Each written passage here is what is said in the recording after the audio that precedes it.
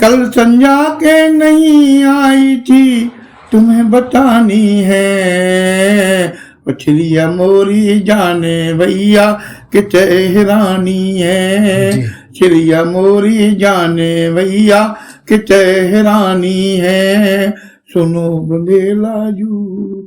फिर वो कहता है कि मैं सीधो साधो बनवासी, मैं सीधो साधो बनवासी, जात गड़रिया है, और तुम राजन के राजकुंवर हो, तुम राजन के राजकुंवर हो, महल अटरिया है, तुम राजन के राजकुंवर हो, महल अटरिया है, तुम मुँह पे दया करो राजाजू, तुम्हें दिखानी है, चिड़िया मोरी जाने भैया कि चेहरानी है। नमस्कार, बंजारा बीट्स में आपका स्वागत है। मैं हूं ज्योति प्रकाश खरे। आज हम आपको मिला रहे हैं एक दतिया के जाने माने साहित्यकार कमलकांत शर्मा जी से। शर्मा जी नमस्कार। जी, मेरा प्रणाम स्वीकार करें। जी कमलकांत जी, जैसा कि हमने बात की कि आप दतिया के निवासी हैं, तो आप हमें अपना संक्षिप्त परिचय दीजिए। मैं कमलकांत शर्मा साहित्यकार, साहित्य में अभिरुचि रखने वाला लेखक हूँ, और दतिया ही मेरा कर्मस्थल रहा है। मैं मूल रूप से दतिया का निवासी हूँ जी। और ये जो कुछ हमें साहित्य में प्राप्त हुआ है, ये हमारे पूर्वजों के जन है। हमारे पिताजी आचार्य दुर्गा प्रसाद जी दुर्गेश एक अच्छे उम्दा किस्म के साहित्यकार थे। मध्य भारत में उनका नाम था जी। और ये सब कुछ उनका ही पुण्य प्रताप है जो मुझे प्राप्त हुआ है, विरासत में मिला है आपको। जी हाँ, विरासत में मिला है, ऑफ कोर्स। जी शर्मा जी, एक महत्वपूर्ण सवाल ये है कि आपने साहित्य का जुड़ाव आपका कब से शुरू हुआ? साहित्य का जुड़ाव तो आपका? जी हाँ, मेरा पिताजी के पीरियड से ही था। करीब 50 वर्ष पहले जब पिताजी की ये गोष्ठियां होती थी, संगोष्ठियां होती थी, और साहित्य की साधना में वो तल्लीन रहा करते थे, और मैं उनकी सेवा करता था।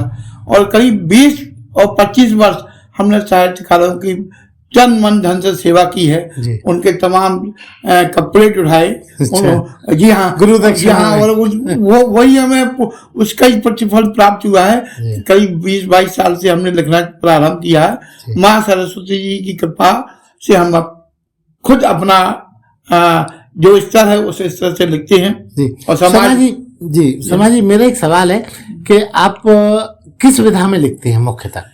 मेरी लगभग सभी विधाएं हैं जी। गीत है, गजल है, दोहे हैं, मुक्तक है जी। एक हमारे मित्र हैं डॉक्टर राज गोस्वामी जी, उन गोस्वामी जी की ऐसी मेहरबानी हुई कि वो बुंदेली के एक रचनाकार, हाँ, अच्छे रचनाकार हैं। मतलब मध्य भारत में उनका एक अलग स्थान है जी। तो वो खूब लिखते थे बुंदेली में, तो कुछ हमने बुंदेली में भी एक आध दो गीत लिखे हैं। संगत का असर हुआ है। हाँ, ये बिन सत्संग विवेक ना हुई और राम कृपा बिन सुलभ ना सोई, गोस्वामी जी ने ऐसा कहा है रामचरितमानस। हम चाहेंगे कि हमारे दर्शकों को आप अपनी ऐसी कोई रचना जरूर सुनाइए अभी, जो बहुत आपको लोकप्रिय बनाया है जिसने। तो मेरी एक पहले रचना बुंदेली में सुन लें आप। जी जी। उसकी 4 पंक्तियां मैं आपको सुना रहा हूँ। जी जी।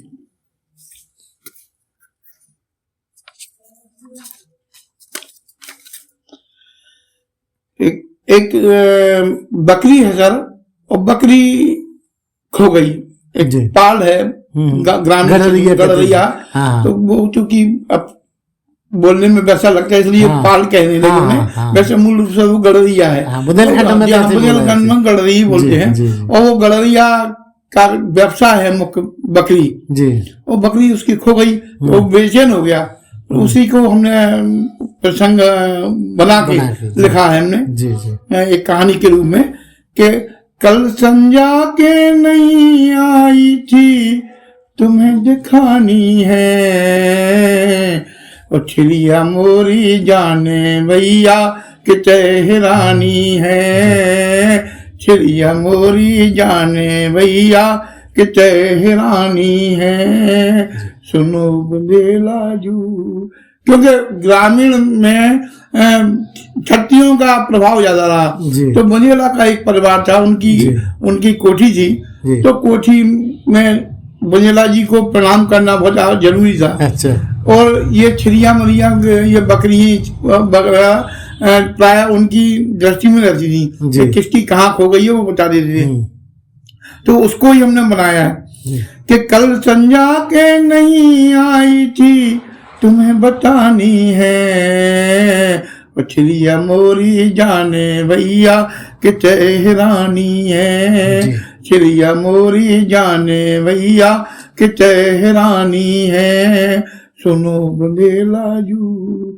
फिर वो कहता है कि मैं सीधो साधो बनवासी, मैं सीधो साधो बनवासी, जात गड़रिया है, और तुम राजन के राजकुंवर हो, तुम राजन के राजकुंवर हो, महल अटरिया है, तुम राजन के राजकुंवर हो, महल अटरिया है, तुम पे दया करो राजा जू, तुम्हें दिखानी है, छिरिया मोरी जाने भैया कि तेहरानी है। शर्मा जी, आपकी रचनाओं में गीत भी आप लिखते हैं, हम चाहेंगे उसका एक नमूना हमारे दर्शकों को आप। निश्चित। तुम तो सूलों को छू नहीं सकते, तुम तो सूलों को छू नहीं सकते, और फूलों की बात करते हो, तुम तो फूलों को छू नहीं सकते, और फूलों की बात करते हो, तुमको कलियों का कुछ पता ही नहीं, तुमको कलियों का कुछ पता ही नहीं, और खुशबू की बात करते हो, और खुशबू की बात करते हो, प्यार करना तुम्हें नहीं आता, प्यार करना तुम्हें नहीं आता, और यारी की बात करते हो,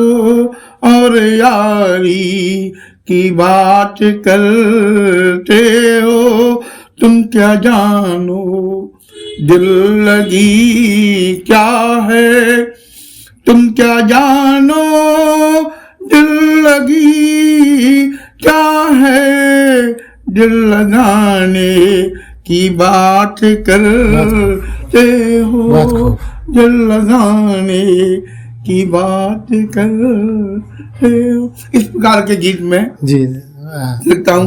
और एक दूसरा एक गीत का और एक बंद और सुना रहा हूँ। जरूर, स्वागत है। कि बंद कर दो प्यार के व्यापार को, बंद कर दो प्यार के व्यापार को, ये अदाएं अब हमें बाती नहीं, बंद कर दो प्यार के व्यापार को, ये अदाएं अब हमें बाती नहीं, और घुंघरुओं की भी जवानी ढल गई, और तेरी आंख में पानी नहीं, और तेरी आंख में पानी नहीं। इस प्रकार के गीत। शर्मा जी, आप जीविकोपार्जन के लिए किस महकमे में काम करते रहे? मैं मूल रूप से शिक्षक था साहब। शिक्षा विभाग में मैंने करीब 42 वर्ष से ऊपर सेवाएं दी हैं। प्रधानाचार्य के पद से मैं सेवानिवृत्त हुआ हूँ। कहाँ, दतिया से? जी हाँ, दतिया से।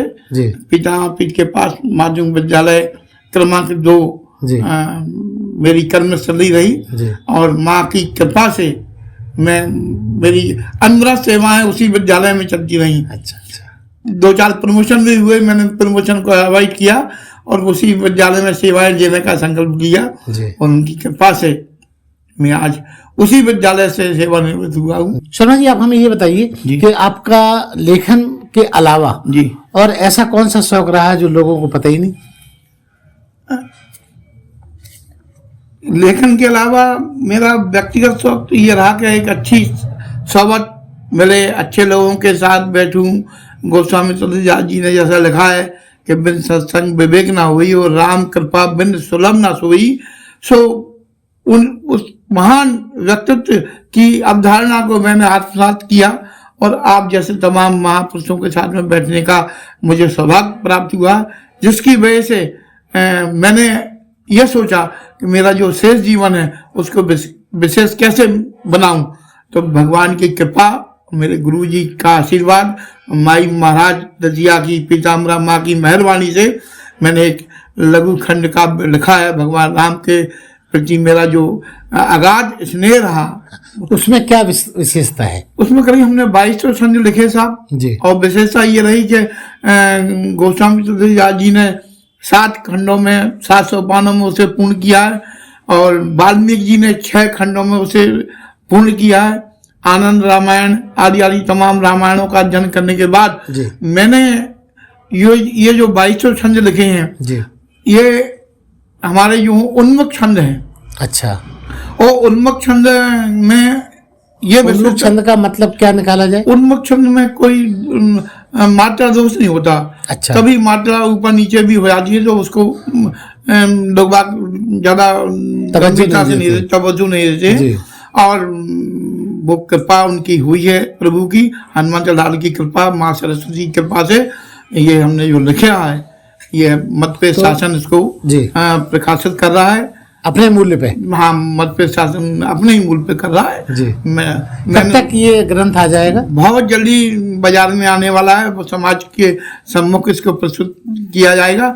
और ये कॉपियां जितनी भी हैं सब बहुजन हिताय बहुजन सुखाय के लिए हैं। मतलब ये माना जाए 2023 में ये धमाका होगा? जी हाँ, बिल्कुल होगा। और ये सब कुछ जो है स्वांताय सुखाय के लिए है, मेरा कुछ नहीं है इसमें।